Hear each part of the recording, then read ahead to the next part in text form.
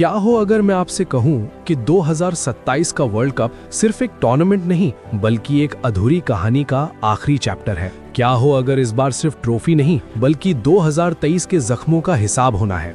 और क्या हो अगर इस कहानी का हीरो वही हो जिसे बीच रास्ते से हटा दिया गया था। सुनिए, 2027 का वनडे वर्ल्ड कप सिर्फ एक और आईसीसी टूर्नामेंट नहीं है, ये एक अधूरी कहानी का आखिरी मौका है। एक ऐसा मंच जहां जीत सिर्फ ट्रॉफी नहीं बल्कि इज्जत, बदला और इतिहास लिखने का जरिया बन जाती है। और इस बार कहानी सिर्फ 11 खिलाड़ियों की नहीं है बल्कि करोड़ों भारतीय फैंस के टूटे हुए दिलों की है, जो 2023 के उस फाइनल के बाद आज तक पूरी तरह जुड़ नहीं पाए हैं। अगर आप थोड़ा पीछे जाएं तो 2023 का वर्ल्ड कप किसी सपने से कम नहीं था। टीम इंडिया ने जिस तरह से पूरे टूर्नामेंट में दबदबा बनाया वो इतिहास में दर्ज हो चुका है। लगातार 10 मैच जीतना, हर विपक्षी टीम को एक तरफा हराना, बल्लेबाजी में आक्रामकता, गेंदबाजी में धार और फील्डिंग में जबरदस्त ऊर्जा। ऐसा लग रहा था जैसे ये टीम अजय है, जैसे ट्रॉफी पहले ही भारत के नाम लिखी जा चुकी है। लेकिन क्रिकेट का खेल कभी कभी इतना बेरहम हो जाता है कि एक खराब दिन पूरे सफर को अधूरा छोड़ देता है। और वही हुआ फाइनल में। उस एक मैच ने सिर्फ एक ट्रॉफी नहीं छीनी बल्कि करोड़ों उम्मीदों को तोड़ दिया। उस हार के साथ ही एक सवाल हर भारतीय फैन के दिल में घर कर गया, क्या ये टीम और ये कप्तान कभी इस कहानी का सही अंत लिख पाएंगे। और यहीं से शुरू होती है असली कहानी, एक कप्तान की, एक टीम की और एक अधूरे सपने की। रोहित शर्मा, एक ऐसा नाम जिसने भारतीय क्रिकेट को नई दिशा दी, जिसने खिलाड़ियों में आत्मविश्वास भरा, जिसने टीम को आक्रामक बनाया, जिसने बड़े मैचों के डर को खत्म किया और जीत को आदत बना दिया। लेकिन क्रिकेट सिर्फ प्रदर्शन का खेल नहीं है, यहाँ फैसले भविष्य को ध्यान में रखकर भी लिए जाते हैं। और यही बात 2025 में देखने को मिली। अचानक एक खबर आई जिसने पूरे क्रिकेट जगत को हिला दिया। रोहित शर्मा को कप्तानी से हटा दिया गया और टीम की कमान युवा बल्लेबाज शुभमन गिल को सौंप दी गई। ये फैसला जितना चौंकाने वाला था उतना ही विवादित भी था, क्योंकि आंकड़े कुछ और कहानी बता रहे थे। एक कप्तान जिसने आईसीसी टूर्नामेंट्स में शानदार जीत प्रतिशत हासिल किया हो, जिसने टीम को हर बड़े मंच पर मजबूत बनाया हो, उसे अचानक हटाना किसी के लिए भी समझना आसान नहीं था। उस समय ये कहा गया कि ये ट्रांजिशन प्लान है, भविष्य की तैयारी है। लेकिन सवाल ये उठता है कि क्या सिर्फ भविष्य के लिए वर्तमान को नजरअंदाज करना सही है। यही सवाल धीरे धीरे बहस में बदला और फिर विवाद का रूप ले लिया। फैंस से लेकर एक्सपर्ट्स तक हर कोई यही पूछ रहा था, क्या ये सही समय था एक सफल कप्तान को हटाने का। इस फैसले के पीछे जिन नामों की सबसे ज्यादा चर्चा हुई, उन्होंने हमेशा बड़े और सख्त फैसले लिए हैं, लेकिन इस बार उनका ये कदम हर किसी को सही नहीं लगा। हर जगह सिर्फ एक ही चर्चा थी, क्या ये फैसला 2027 वर्ल्ड कप को ध्यान में रखकर लिया गया था या ये एक जल्दबाजी थी। इसी बीच टीम इंडिया ने नए कप्तान शुभमन गिल के नेतृत्व में खेलना शुरू किया। गिल ने अपने प्रदर्शन से ये जरूर दिखाया कि उनमें भविष्य का लीडर बनने की क्षमता है, लेकिन अनुभव एक ऐसी चीज है जिसे समय के साथ ही हासिल किया जा सकता है। और जब भी टीम मुश्किल परिस्थितियों में फंसती, एक नाम बार बार सामने आता, रोहित शर्मा। उनका शांत दिमाग, दबाव में फैसले लेने की क्षमता और बड़े मैचों का अनुभव, ये सब किसी भी युवा कप्तान के लिए तुरंत हासिल करना आसान नहीं होता।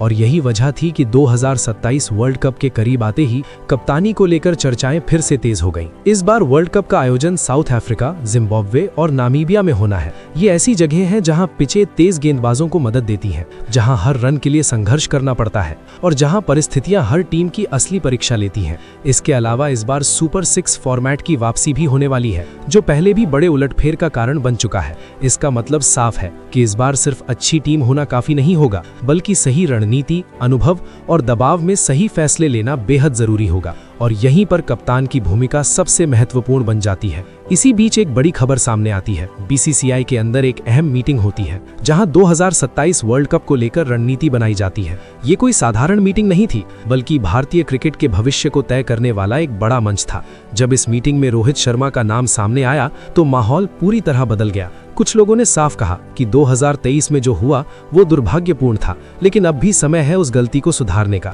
उन्होंने तर्क दिया कि बड़े टूर्नामेंट में अनुभव की अहम भूमिका होती है और रोहित जैसा कप्तान टीम के लिए गेम चेंजर साबित हो सकता है। दूसरी तरफ कुछ लोग ये मानते थे कि टीम को अब पूरी तरह नए नेतृत्व के साथ आगे बढ़ना चाहिए और शुभमन गिल को ही कप्तानी जारी रखनी चाहिए। बहस लंबी चली, हर पक्ष ने अपने तर्क दिए, लेकिन अंत में जो फैसला सामने आया उसने हर किसी को चौंका दिया। बीसीसीआई ने यह तय किया कि रोहित शर्मा को फिर से कप्तानी का ऑफर दिया जाएगा। ये एक बड़ा यू टर्न था जिसने ये दिखा दिया कि अनुभव और प्रदर्शन को पूरी तरह नजरअंदाज करना संभव नहीं है।